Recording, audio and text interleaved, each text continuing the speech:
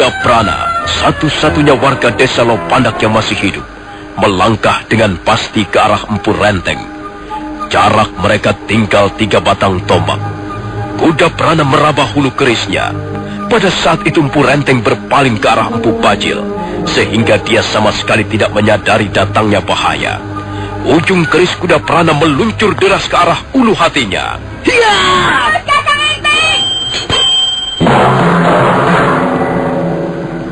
Hei, apa yang kau lakukan ini, ha?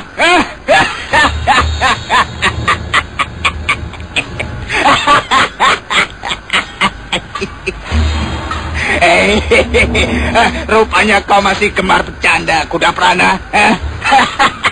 Kau masih bocah, karena itu sudah sepantasnya senang guyon. Habisi saja, Kakang. Orang itu licik. Tenang, Sambi. Tenang saja. Nanti juga akhirnya dia akan mampus di tanganku. Tapi biarlah kita main-main sebentar. Hei, Kuda Prana. Kalau kau masih penasaran, aku akan memberimu kesempatan lagi. Ayo, ayo. Tusuklah aku dengan keris yang tentunya sangat kau bangga-banggakan itu. Ayo. Ayo tusuklah. Pilih sendiri yang kau anggap paling empuk. Ayo, lagi. Dada atau perut atau lambung. Silahkan pilih, jangan ragu-ragu.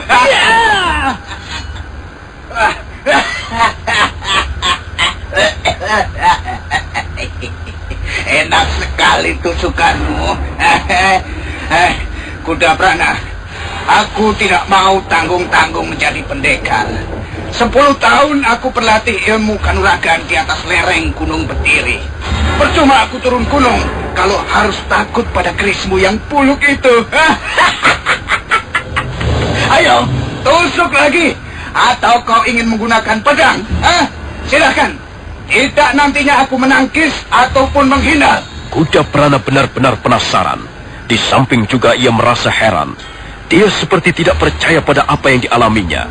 Tiba-tiba dia menyambar pedang yang tadi digunakan Rana Dikara untuk melawan tongkat pencabut roh milik Empu Bajil.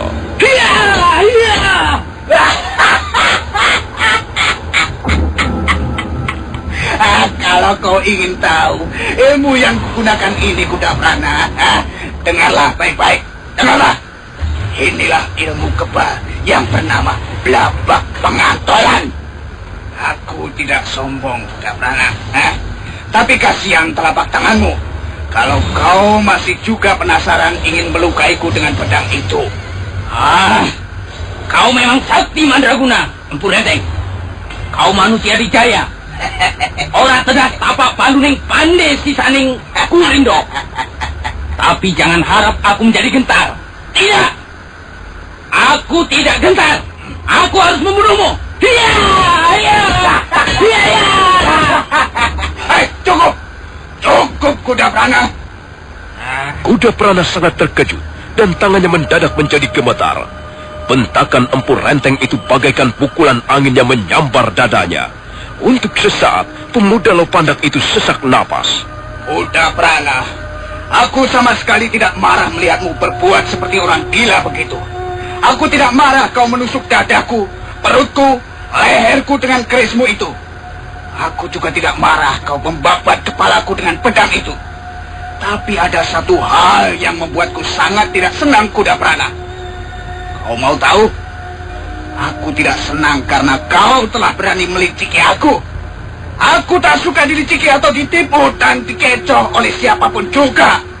Nah, Kuda Prana, karena kau telah meliciki aku, maka perbuatanmu itu harus kau bayar dengan nyawamu.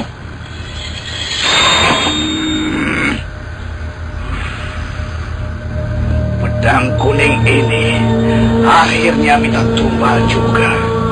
Nah, bersiaplah untuk menyusul teman-temanmu, Kuda Prana. Iya.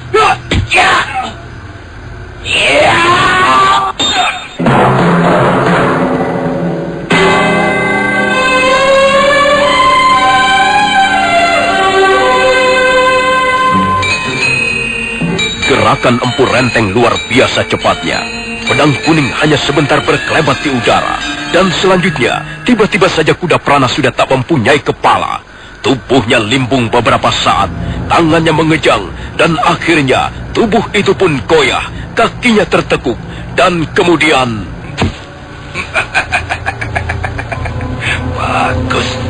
Bagus sekali apa yang baru saja kau perlihatkan, Adi Renteng. Ya, ilmu pedangmu banyak kemajuan, Kakang. Maafkan, karena aku telah membuat kalian menunggu terlalu lama. Lihat, Gusti Arda Raja sudah kembali.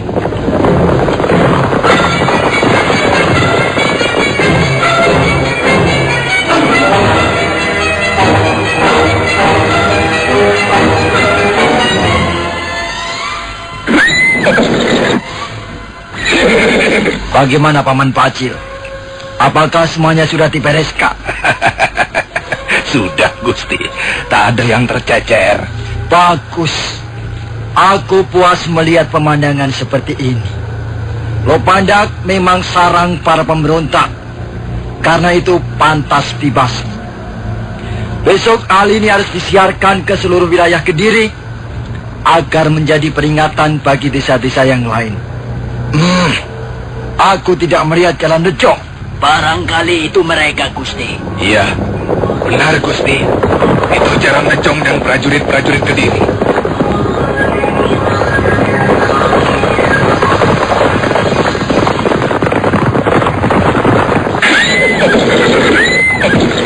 Dari mana kau Jalan Rejo? Ampun, Gusti. Ada 2 orang warga desa berhasil melarikan diri. Mengapa sampai ada yang melarikan diri? Suasana kacau balau, Gusti. Mereka berhasil menyerobot pada saat suasana sedang kacau. Tapi hamba berhasil melukai perutnya. Sedang yang seorang lagi terluka oleh anak panah yang dibidikkan prajurit-prajurit Kediri. Jadi mereka melarikan diri dalam keadaan terluka. Betul, Gusti. Kami mengejar sampai jauh di luar batas desa Lopanda. Tapi kami kehilangan jejak. Kira-kira kemana arah tujuan mereka? Iya, barangkali ke hutan tarik, Gusti. Hutan tarik masih sangat jauh dari sini, Gusti. Ampun, Gusti. Hamba menyesal sekali. Hamba telah lengah dalam menjalankan tugas. Hamba bersedia dihukum, Gusti. Sudahlah, Jaran Rejo. Kalau mereka lari dalam keadaan luka, aku yakin mereka akan mampus di tengah jalan. Nah, kukira tidak ada perlunya kita berlama-lama di tempat ini. Mari kita kembali.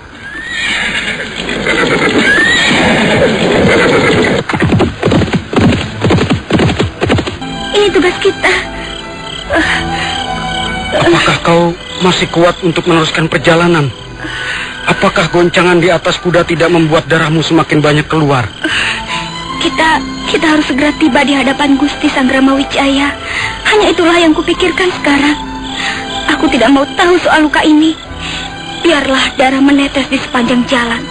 Tapi kita harus terus berjalan. Tugas ini terlalu mulia untuk disia-siakan, Kakang. Baiklah, Wardamurti. Mari kita teruskan perjalanan.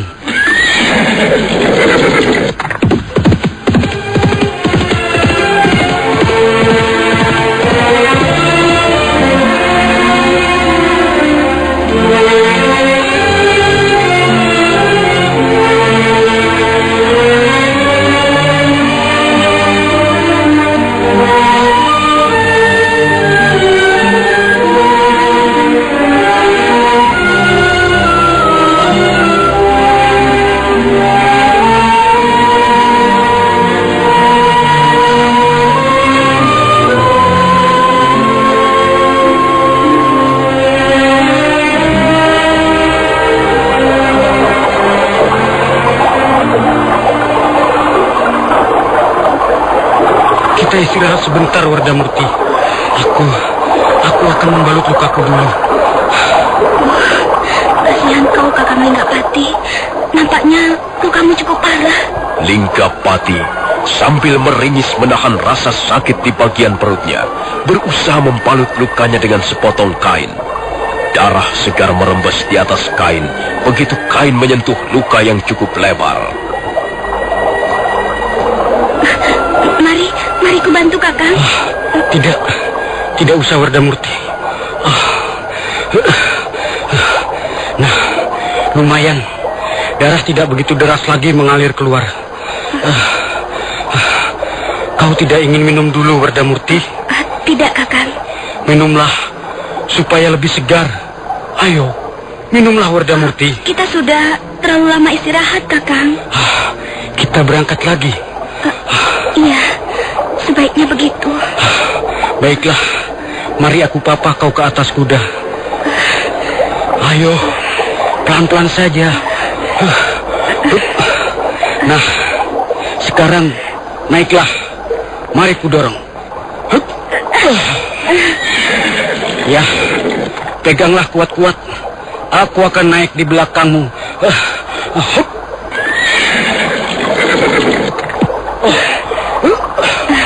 Bagaimana? Sudahlah, cepat berangkat, Kakang.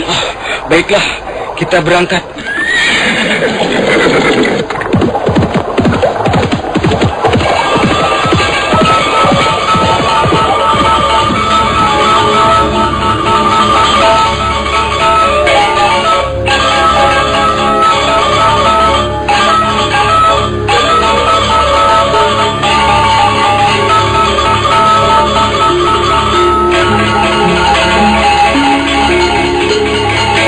Demikianlah Ayahanda Prabu, apa yang kami temukan di desa Lopandak adalah bukti nyata adanya sebuah gerakan bawah tanah.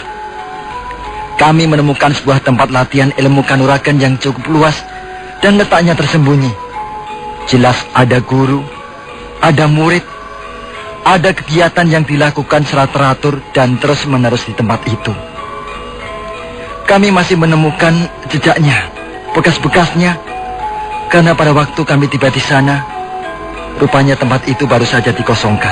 Ardaraja. Iya, Ayahanda Prabu. Aku sangat menghargai usahamu untuk terus-menerus mengawasi orang-orang yang perlu dicurigai. Aku juga menghargai hasil yang kau capai di Lopandak. Desa seperti itu memang tidak boleh hidup di wilayah Kediri.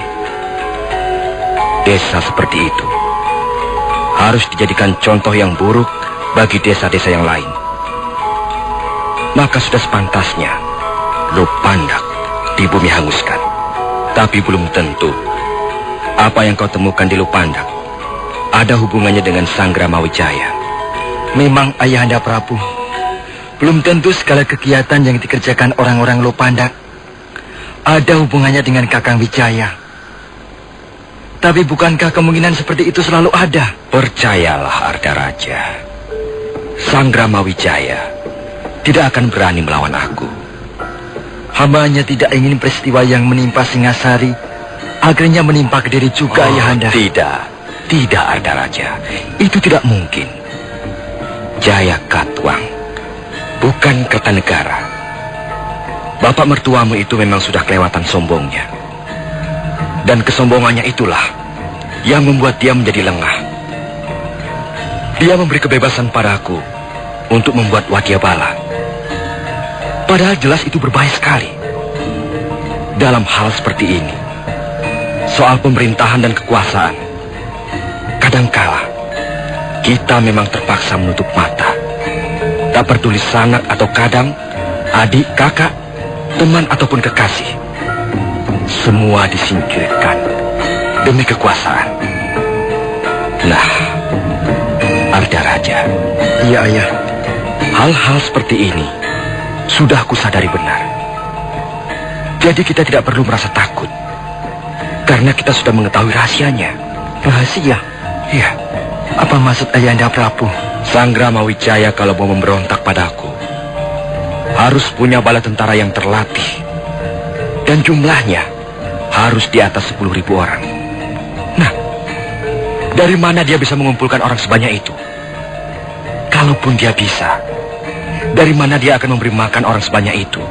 Memberinya pakaian, menjamin hidup keluarganya, dan sebagainya. Mungkin saja dia masih banyak pengikutnya, Ayahanda Prabu. Mungkin saja para pengikutnya itu yang bergerak untuk mengumpulkan orang-orang. Sudahlah.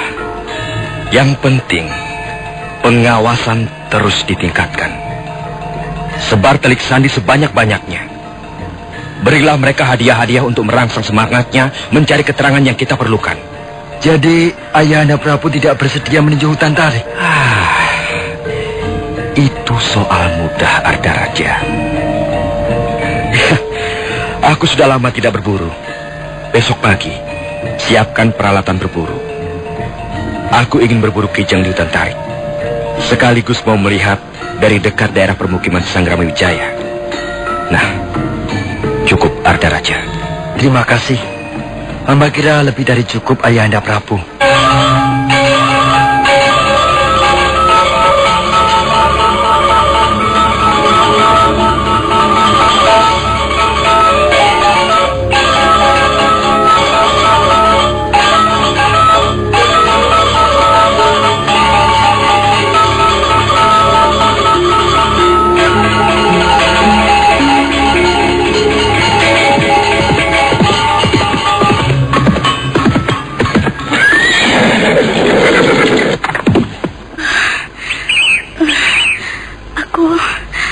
Aku lelah sekali, Kakang. Bukan kita saja yang lelah, Wardamurti.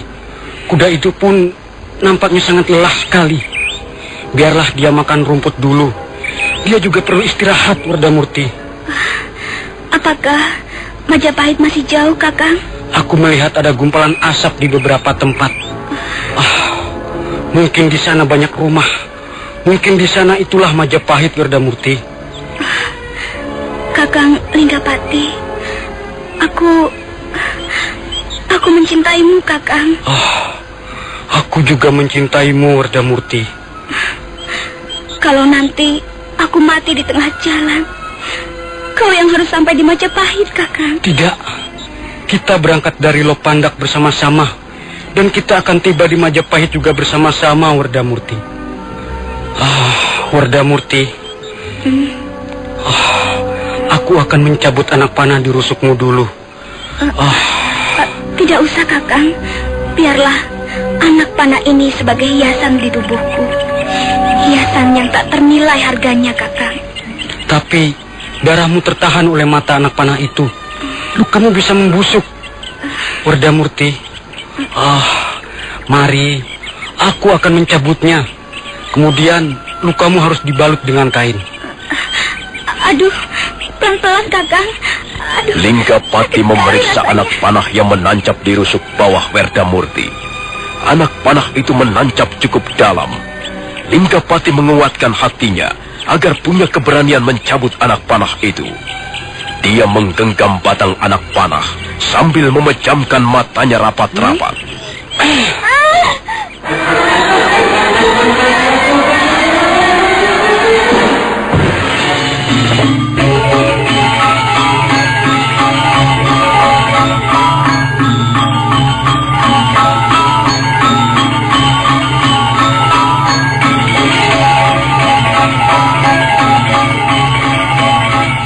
Anak panah itu bisa tercabut keluar dan sekarang berada dalam genggaman Linggapati.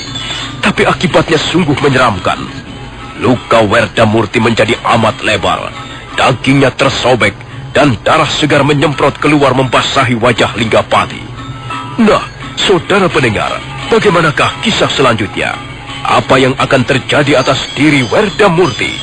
Saudara pendengar, silakan menunggu seri berikutnya. Sampai jumpa.